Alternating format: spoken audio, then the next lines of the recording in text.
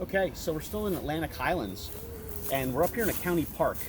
And I know from being in this area when I was younger that this county park used to be a military base back in the 40s and into the 60s, where they had an Air Force segment and an Army segment.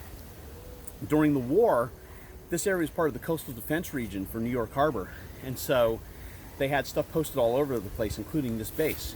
When it became a park, they knocked all the buildings down and filled in some of the bunkers, but some of the bunkers are still here. And here's one of them. We found it back in the woods on a hike.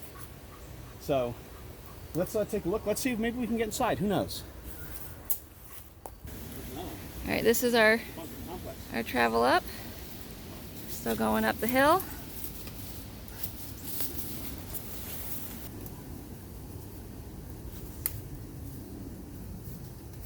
Okay, so I'm standing on top of that bunker. It's actually a two-level bunker. It's got a higher section, and then it steps down to where you first saw me in the video. Here's where the ladder was, right here. Here's the top of the ladder, and it looks like they basically cemented over the hatch, so you can't go in, which kind of sucks, but what can you do? I guess they want to keep people safe. If you look over there, you can see another bunker, and we're going to check that one out too. So come on along, let's see if we can get in that one. All right. All right, here's that second bunker. Much like the first, it looks like it's a two-level. It's really grown over on top. Maybe we could just see inside though from the slit. So this would have been a gun emplacement. They would have had a machine gun or two set in here, and guys would have sat in here on shift like a watchtower. So you would do 8 or 12 hours in a place like this with another guy or two, just waiting for somebody that never came. And then some other guys would spell you on your shift, and it would go on and on. And this bunker's made of thick reinforced concrete, so it could resist any kind of small arms fire. And really, to a certain extent, you know, even some like mortar fire with what they had available back then for mortar shells.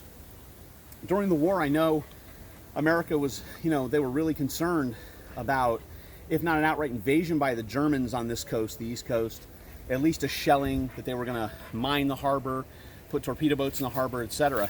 So this whole stretch of coast has all these emplacements, and this is just one of them.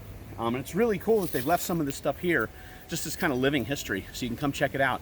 They don't advertise it, it's hidden. You know, it's off the trail, off the main trail. But if you're careful as you go through these trails, you can see some of these things.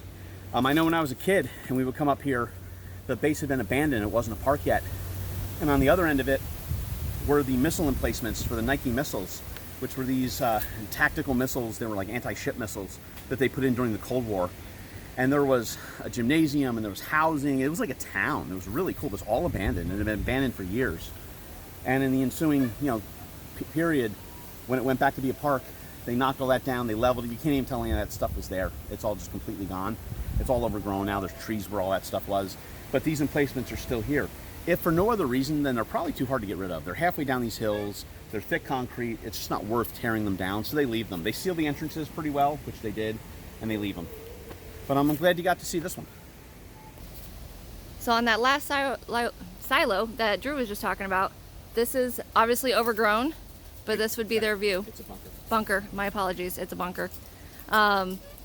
This would be their view. Obviously it's overgrown, but they would be able to see right over there.